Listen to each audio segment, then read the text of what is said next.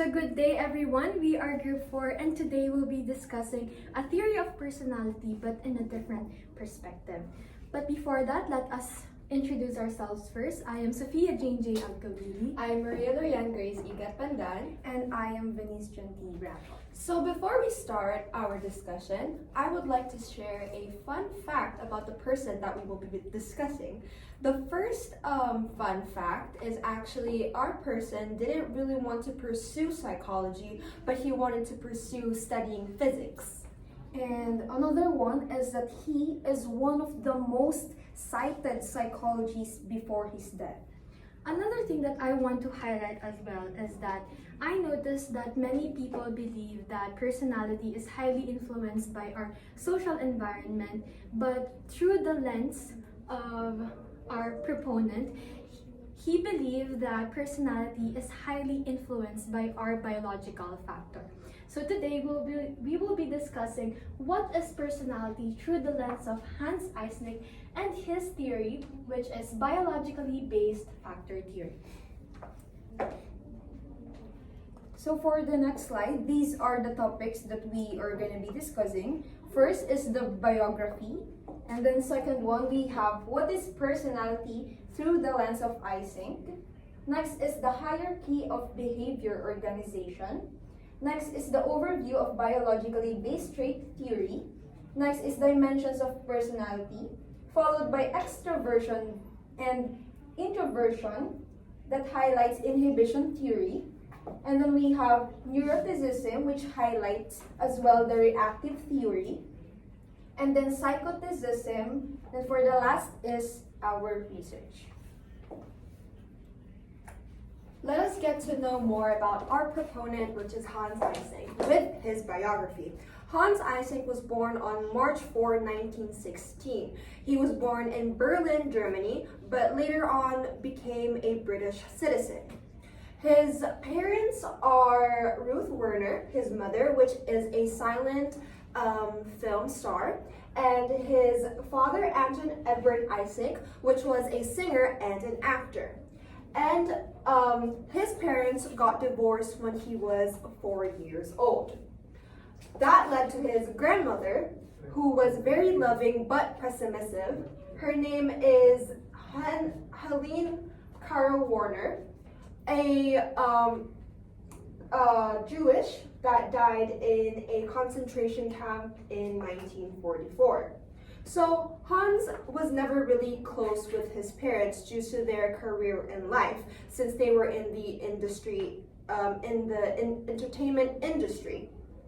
And this, his grandmother was very pessimistic, as stated earlier.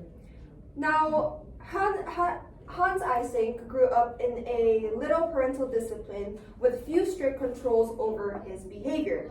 Neither did his parents seem to be interested in correcting his wrongdoings or actions, and his grandmother had a quite pessimistic attitude towards him.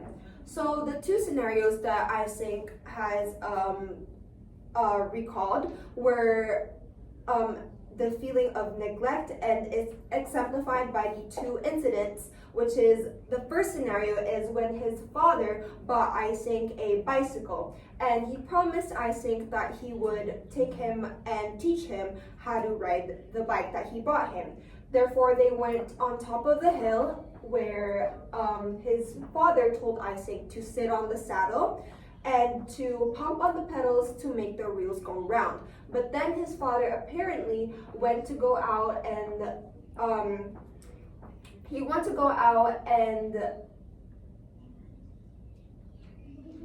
release some balloons, leaving him how to learn the bike all by himself.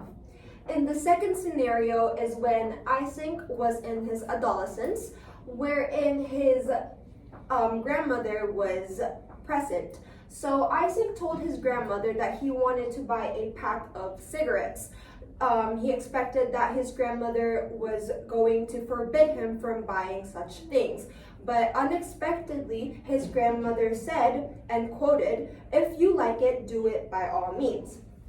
Therefore, Esynck said that environmental experiences, such as the two scenarios, have little to do with personality development. To him, genetic factors have greater impact on subsequent behavior than to do with child experiences. Thus, his permissive upbringing neither helped nor hindered him into becoming a famous maverick scientist. So, as a student, Esynck was outspoken and often challenged his teachers whenever he questioned what his teachers thought, and wasn't afraid to prove them wrong by showing that he knew more than his teachers. Next is Esynck, like many other Germans, struggled with poverty, unemployment, and food shortages. Esynck wanted to become a famous person that was known in the physics industry.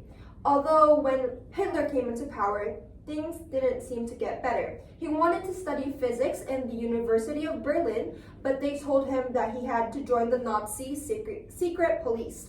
He hated the idea, so he left Germany. He escaped Germany when he was 18 years old and moved to England, where he tried to get into the University of London. So the next is his education and his career.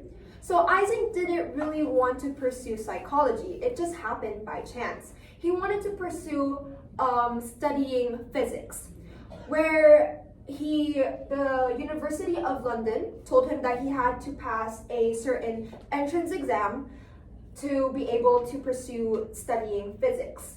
So therefore he did, and then he passed the exam. Although a major setback happened. The university told him that he took the wrong subjects in the entrance exam, therefore he was not able to pursue his career choice or his curriculum. And rather than waiting another year to take the right subjects, Hans Esynck asked if there were some other scientific subject that he was qualified to pursue. He was then told he could pursue psychology. And Esynck questioned, what is psychology? Then, in 1938, he received his bachelor's degree. At the same time, he married his wife, Margaret Davis, a Canadian with a mathematics degree. In 1940, he was awarded a PhD from the University of London, and during World War II, as a German national, he was considered as an enemy alien and couldn't join the Royal Air Force or any branch of military for him to work at. So instead, he went to Mill Hill Emergency Hospital, where he developed his early theories on personality. He treated patients who were suffering from a variety of psychological symptoms, including anxiety, depression, and hysteria. However, Esynck was not comfortable with most traditional clinical diagnostic categories. Esynck became a famous leading psychologist, known for using factor analysis to study personality. He identified two major traits, which were the neuroticism or emotional stability, and extroversion or introversion, that could account for all traditional diagnostic groups. These early theoretical ideas led to the publication of his first book, which was The Dimensions of Personality. In 1949, Esynck went to North America to study psychology programs in the US and Canada. He got a temporary teaching position in the University of Pennsylvania, where he was taught, where he should teach for a year. During this time, he decided to travel to the United States and Canada, reviewing psychology programs, where he then realized were poorly developed and unscientific. Now, Esynck was one of the most productive writers in psychology. He published around 800 journal articles or book chapters and over 75 books. When Esynck came back to London, he decided to start a clinical psychology department at the University of London and became a psychology professor in 1955. His key contributions were the Penn model of personality, which is the psychoticism, extroversion, and neuroticism. He pioneered the use of factor analysis in personality research. challenged the effectiveness of traditional psychotherapy, and engaged in controversial debates on intelligence and genetics. Esynck has won a lot of awards. He actually won the 1991 Distinguished Contributions Award of the International Society for the Study of Individual Differences.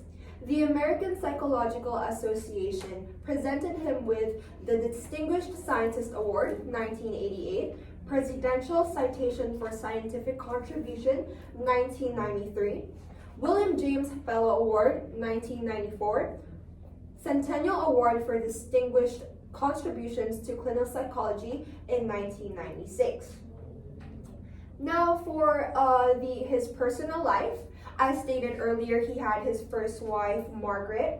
Then when he was traveling through Philadelphia, his marriage was falling apart. But it didn't help the fact that he was traveling with Sybil Rostock, his second wife, a beautiful quantitative psychologist. He returned to England and divorced his first wife to marry Sybil, and they had 2 sons and a daughter. His first son from Margaret is the psychologist named Michael Esynck, and Esynck died of cancer from brain tumor in London in 1997. Now that we've learned the biography of Hans Esynck, he defined personality as an organized hierarchy of behavior patterns which is a result of psychometric sophistication. Now, I first want to highlight here organized hierarchy, meaning that personality is a structured level. It is structured in different levels, starting from specific behaviors to personality types. So later on, I'll be discussing that more in detail. Second, that I want to highlight is behavior patterns. So personality consists of stable and recurring ways of acting. Ibig sabihin, paulit-ulit siyang ginagawa. Third, it is a result of psychometric sophistication. So, just like Iya have mentioned, he used a method factor analysis. So another way of measuring personality is through questionnaires. Now, here, personality is a more or less stable and enduring organization of a person's character, temperament, intellect, and physique, which determines his unique adjustment to the environment. Now, Esynck believed that we are composed of different parts. We have character, temperament, intellect, and physique, and that they are stable, meaning that it does not change from day to day. Enduring, meaning that it lasts for a long time, and that they all come together to form and help a person adjust, react, and behave to their environment. So just to run through, character is our willpower and motivation. This is how you decide to act based on your goals and motivations. It's what drives you to do things. Temperament, this refers to our emotions. This is how we react to different situations. Third is intellect. This refers to our thinking and reasoning abilities. It is how we solve problems and make decisions. Fourth is our physics. So this is about our physical body and how it affects our behavior. So for example, how our hormones influence how we feel and act. Ayan. So next one, we have the measuring of personality. So dito naman sa part na to, si Esynck, he was able to develop 4 personality inventories. Enable for him to measure the factor analysis na binanggit kanina ni Seiya. So, dito makikita natin na meron siyang 4 na numbers, which means as well na 3 revision yung ginawa nila Esynck para makuha nila yung exact or yung goal nila when it comes to formulating a personality test. So with that, the first one is the MPI or the Monthly Personality Inventory. So dito sa MPI, ang hina-highlight lang neto is yung dalawang dimensions, which are the extraversion at yung neuroticism. Tapos sa part din na to, yung format lang ng response para sa mga respondents ay limited lang sa true or false na answer. And dito sa part na to, yung extraversion daw at neuroticism is hindi masyadong nagkakaiba yung meaning nila. That's why nakita ni Esynck yun as something na downfall, since kailangan kapag dinifferentiate ang extraversion sa neuroticism is magkaiba sila. That's why ni-revise nila ito into the second one, which is the EPI or the Esynck Personality Inventory. So, dito naman sa part na to, nag-contain na tayo ng L scale. Pag sinabi nating L scale, ito yung lie scale. Kumbaga, parang nagkaroon sila ng lie detection, ganon, para makita or talagang maging reliable yung personality test ni Esynck. Plus, dun din sa mga questions is na-include yung psychoticism, introduction ng psychoticism. And then, ito naman is limited only sa children ages 7 to 16 years old or tinawag din na junior EPI. And I just also wanted to highlight na dito sa junior EPI, kasama ni Esynck si Sibyl Esynck sa pag-formulate nito. And yung neuroticism at extraversion ay na-explain na dito independently. However, sabi ni Esynck, still two-factor analysis theory pa rin yung nandito sa part ng EPI. Kaya nag-formulate at nag-revise na naman sila ng another personality inventory, which is the third one, or the EPQ, the Esynck Personality Questionnaire. So, dito naman sa questionnaire na to, na-include na yung psychoticism. Kung kanina sa EPI is medyo yung questions is about psychoticism, dito naman sa EPQ is yung buong concept na ng psychoticism.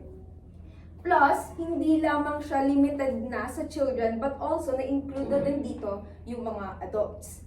However, after this one, nagkaroon ng criticism yung mga tao dun sa psychoticism na idea ni Esynck. That's why, ang ginawa nila is nirefine nila yung version ng EPQ into Esynck Personality Questionnaire Revised or the EPQR. So, that sums up yung mga personality test ni Hans Esynck. Okay. Now, moving on, so as I've mentioned earlier, according to Esynck, personality is an organized hierarchical of behavior patterns, right? So what he did is he created a 4-level hierarchy of behavior organization, starting from specific behaviors and how it can build up into a personality types, or also known as our super factors. So starting off with our specific acts or specific actions, so it is here at the lowest level. So these are individual behaviors or actions that may or may not be consistent with the person's overall personality.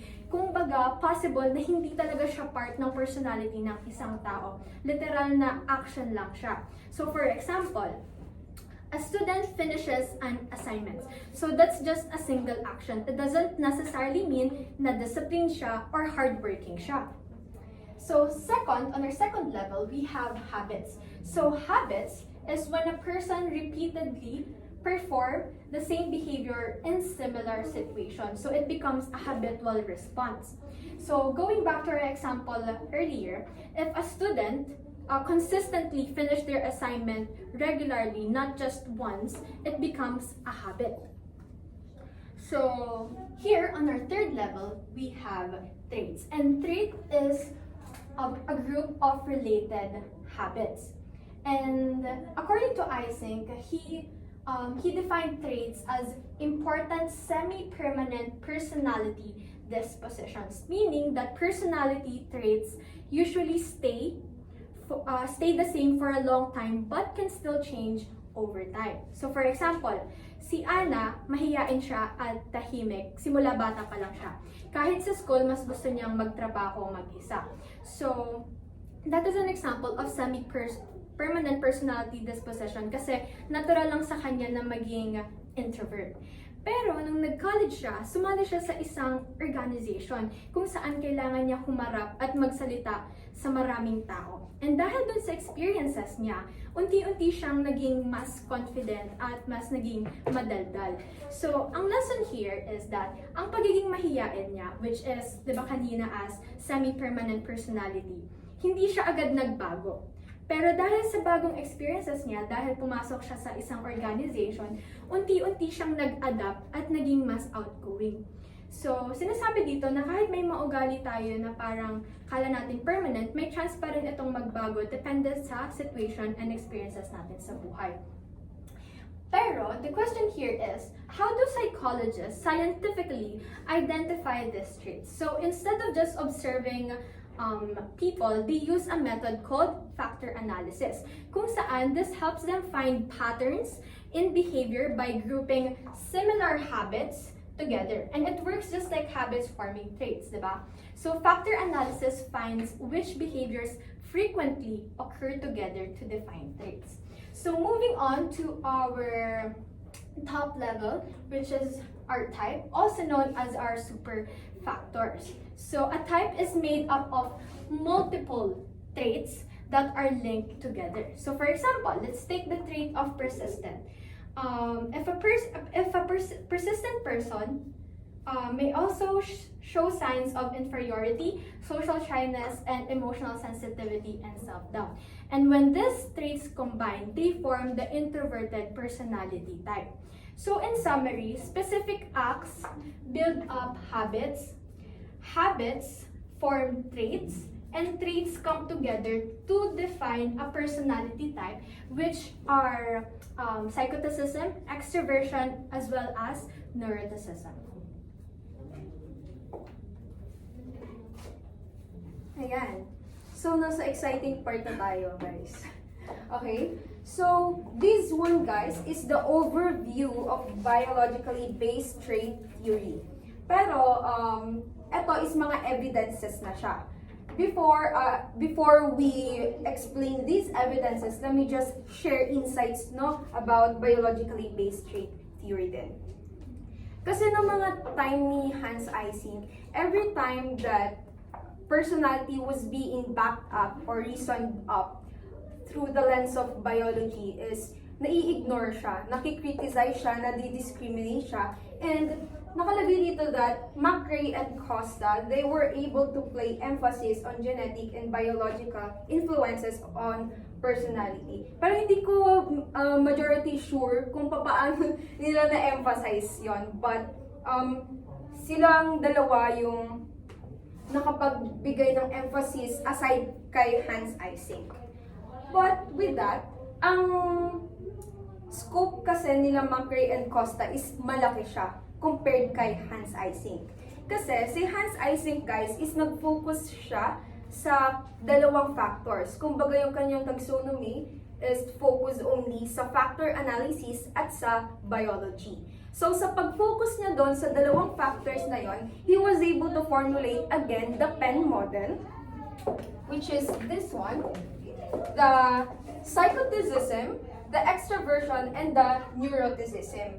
However, guys, ang structure talaga niya is naunang i-conceptualize ang extroversion or yung E, sumunod yung N, bago yung psychoticism. And later on, makikita nyo kung yung pagkakasunod-sunod na talagang nauna si extroversion bago si neuroticism and then si psychoticism.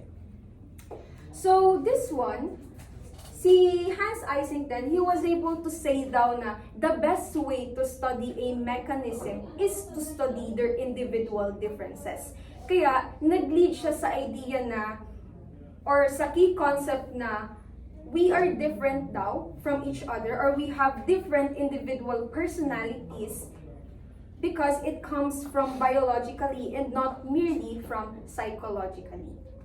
So, stop muna ako from that point and let us start here. So, we have here the first evidence or the first reasoning, we have the temperaments to be discussed by Miss Agkawili. So, temperaments refers to inborn traits that shape behavior from infancy. And speaking of temperament, the idea that our biological makeup influences personality isn't new.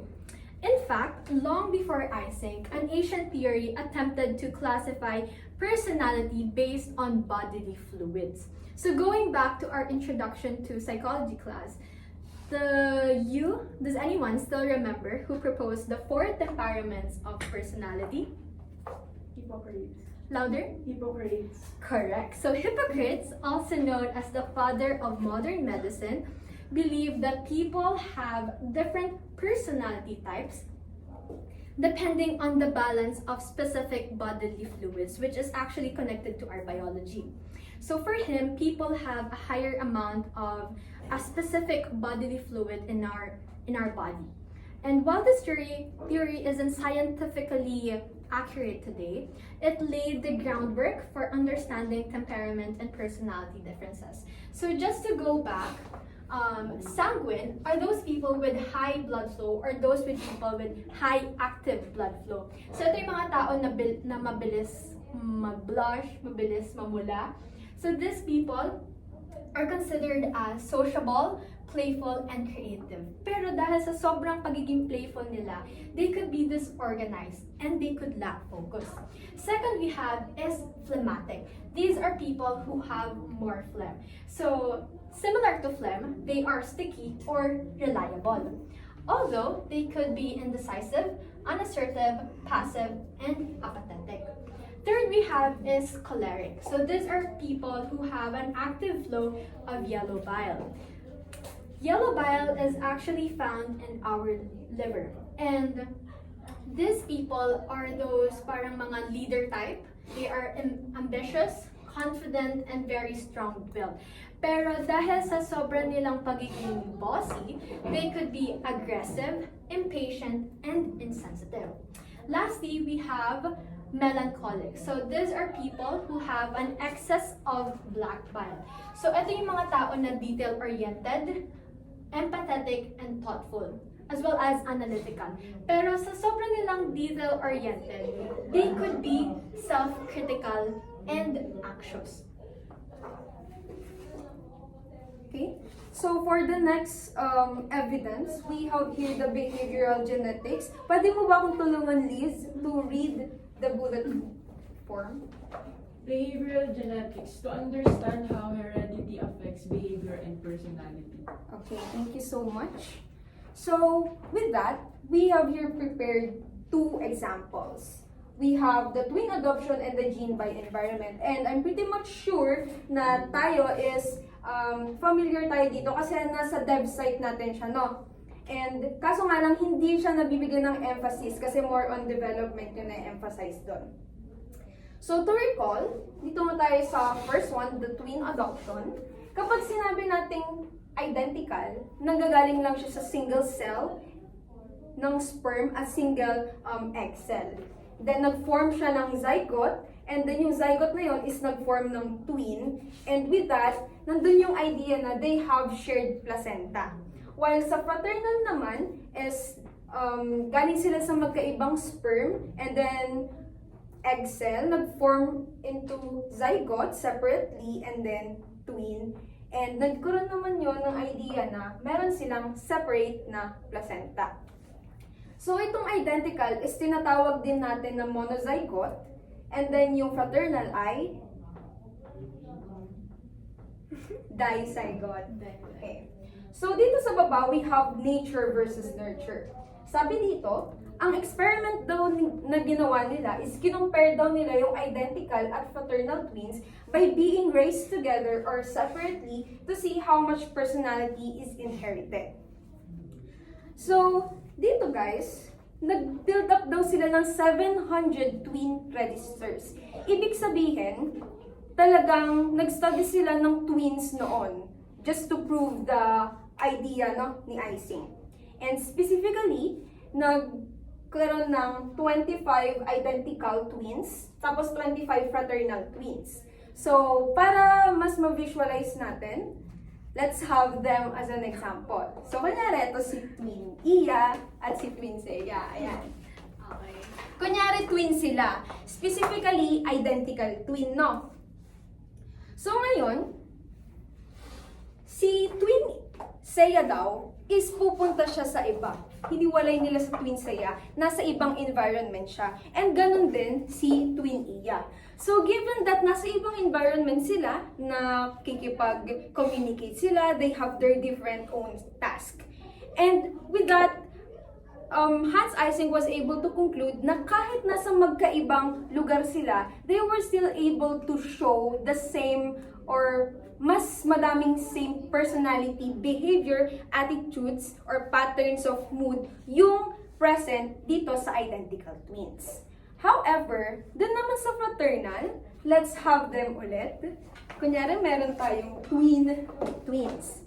So, itong twins na to, ni-raise naman sila ng magkasama. So, same environment, same place, basically, yung everyday life natin. However, sinabi naman doon ni Hans Esynck na even though they are in the same place, they were able to show different personality, attitudes, and behavior. So, thank you so much for your participation. So, with that, ang na-conclude doon ni Hans Esynck is mas dominant ang identical kesa sa fraternal, in which leads to the fact na tama nga naman kasi the identical one shared one sperm cell at one egg cell. Okay? Okay. So, another guys is yung adoptive studies, no? Duktong ko lang din. Yung adoptive studies naman, they have 120 biological related. Meron dong 234 children, ages 16 to 22 years old. And then, we have the 115 adoptive ba yung sinabi ko kanina? So, biological yung kanina, tas ngayon adoptive, sorry.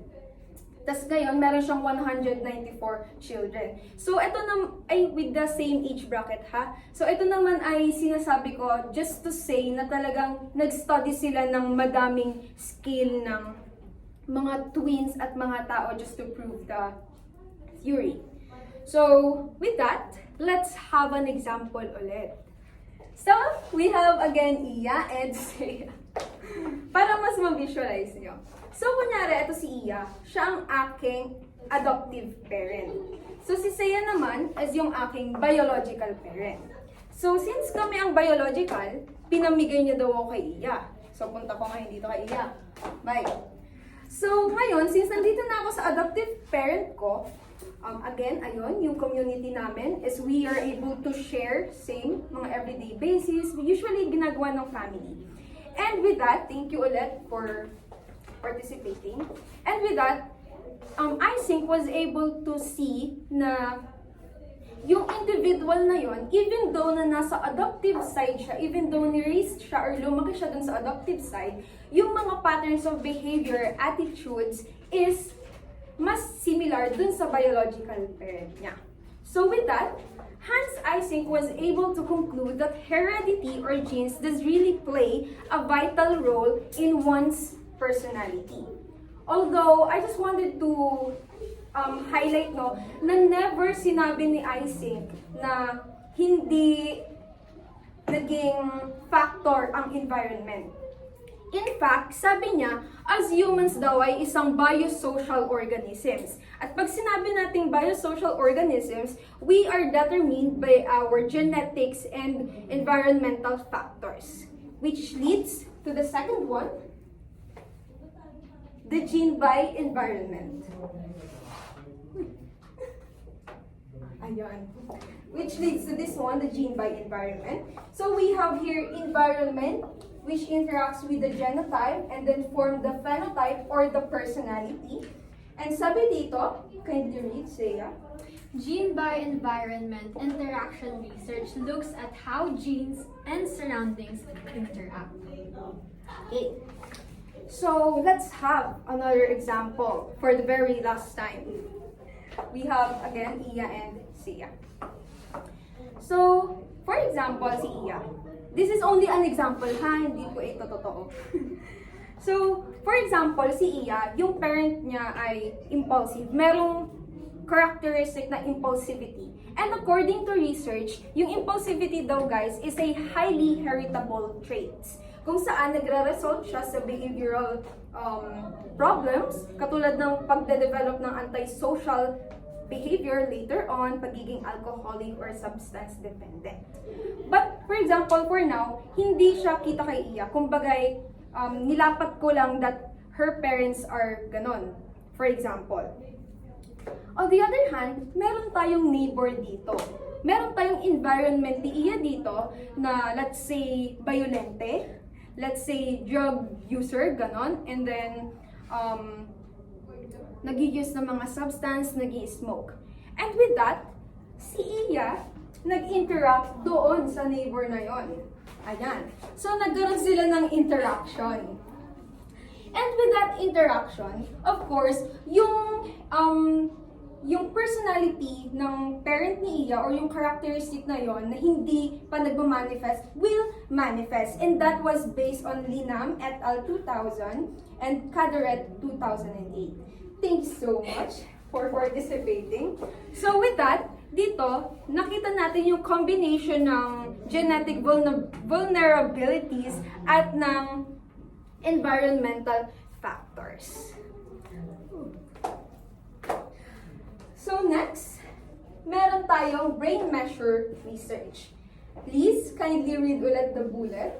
Biological aspects of personality are assessed using brain imaging techniques. Yan, using brain imaging techniques.